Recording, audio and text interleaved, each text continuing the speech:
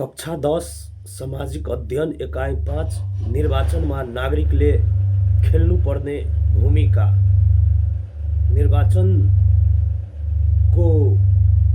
देशमा माहौल रहेको हुनाले मैले यो टपिकमा भिडियो बनाउन गइरहेको छु, सर्वसाधारण र विद्यार्थी भाइ बहिनीहरूलाई सजिलो होस् भनेर।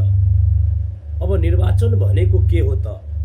लोकतान्त्रिक व्यवस्थामा नागरिकले आफ्ना जनप्रतिनिधि चुन्न पाउने प्रक्रियालाई नै निर्वाचन भनिन्छ। यो प्रक्रिया विभिन्न देशमा फरक अवधिको हुन्छ। हाम्रो देशमा हरेक 5 वर्षमा सङ्घ, प्रदेश र स्थानीय तहको आवधिक निर्वाचन हुने गर्छ। आवधिक निर्वाचन लोकतन्त्रको अनिवार्य शर्त हो। नेपालमा निर्वाचन आयोगले राष्ट्रपति, उपराष्ट्रपति, सङ्घीय संसदका सदस्य, प्रदेश सभा र स्थानीय तहका पदाधिकारीहरूको निर्वाचन गराउँदछ। साथीहरू, अब कुरा गरौँ निर्वाचनको आवश्यकता देशमा किन पर्छ।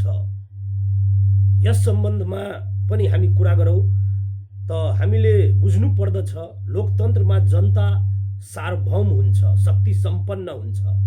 उनीहरूले आफूमाथि शासन गर्न आफ्ना प्रतिनिधि चुन्छन्।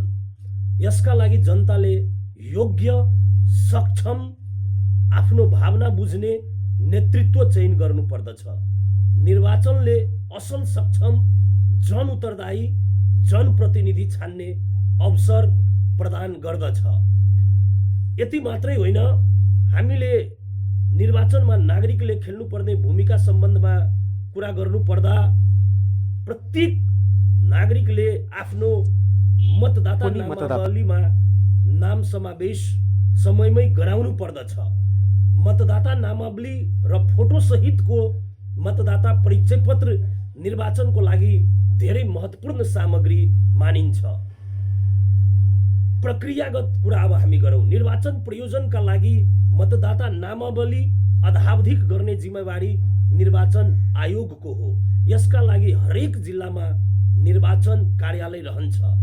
निर्वाचन कार्यालयले 18 वर्ष उमेर पुरा भएका नेपाली नागरिकले मतदान गर्न मतदाता नामावलीमा फोटो सहितको नामावली समावेश गर्ने प्रयोजनको लागि नाम समावेश गर्दछ।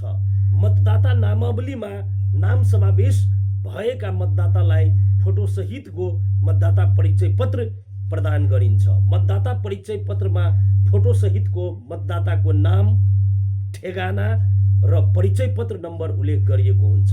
सोही परिचय पत्रका आधारमा मात्र मतदाताले निर्वाचनमा मतदान गर्न पाउँछन्।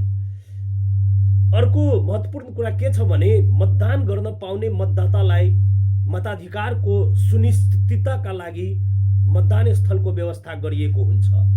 सम्भव भएसम्म मतदातालाई पाइक पर्ने गरी यस्तो व्यवस्था गरिएको हुन्छ। मतदान स्थल प्राय उपयुक्त सार्वजनिक स्थानमा मिलाइएको हुन्छ, जसमा सार्वजनिक विद्यालयहरू, हेल्थ पोस्टको भवनहरू र अन्य यस्तै सार्वजनिक स्थलहरूलाई प्रयोग गरिन्छ। एक मतदान स्थलमा एक वा एकभन्दा बढी मतदान केन्द्र हुन सक्छन्। प्रत्येक वर्ष मतदाता नामावली अद्यावधिक अप टु डेट गर्नुपर्ने व्यवस्था छ। मतदाता नामावलीमा नाम नभएका कुनै पनि व्यक्तिले मतदान गर्न पाउँदैनन्।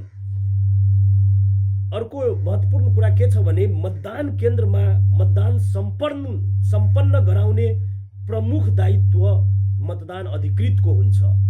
मतदानको दिन, जुन दिन हामीले भोट खसाल्ने दिन हुन्छ, त्यस दिनमा केन्द्रको व्यवस्था सुरुदेखि नै गर्ने, सुरक्षा व्यवस्था मिलाउने, नियमानुसार मतदानको सुरुवात र अन्त्य गर्ने काम पनि मतदान अधिकृतले गर्दछन्।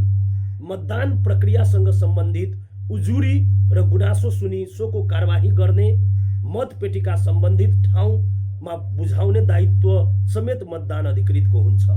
यसरी निर्वाचनको मिति घोषणादेखि अन्तिम परिणामसम्मको घोषणा र प्रमाणपत्र वितरणसम्मका निर्वाचन सम्बन्धी सम्पूर्ण गतिविधिहरू नै निर्वाचन प्रक्रिया हो। अब हाम्रो पाठसँग सम्बन्धित अति महत्त्वपूर्ण कुरा गरौँ। साथीहरू, हामी सबैलाई थाहा छ, आउने फागुन 21 गते हाम्रो देशमा निर्वाचन हुने निश्चित भइसकेको छ। यसमा हामी नागरिकले खेल्नुपर्ने महत्त्वपूर्ण भूमिका हुन्छ। त्यो महत्त्वपूर्ण भूमिकाको बारेमा हामी कुरा गरौँ। निर्वाचनमा नागरिकको भूमिका अत्यन्त महत्त्वपूर्ण हुन्छ।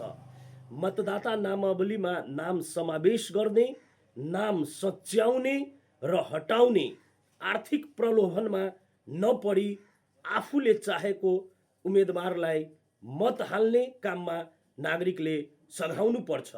विभिन्न राजनीतिक दलका घोषणा पत्रको, जसलाई हामी इलेक्सन मेनिफेस्टो भन्छौँ, त्यो पत्रको जानकारी जनतालाई गराउने, मतदाता शिक्षा कार्यक्रममा सहभागी हुने, निर्वाचन सम्बन्धी प्रचार प्रसार गर्ने, मतदानका क्रममा अनुशासित भई लाइनमा बस्ने र मतदान गर्ने, मतदान स्थलमा हो हल्ला नगर्ने, वृद्ध, अपाङ्गता, सुत्केरी, गर्भवतीलाई पहिलो प्राथमिकता दिने वातावरण मिलाउनु पर्दछ।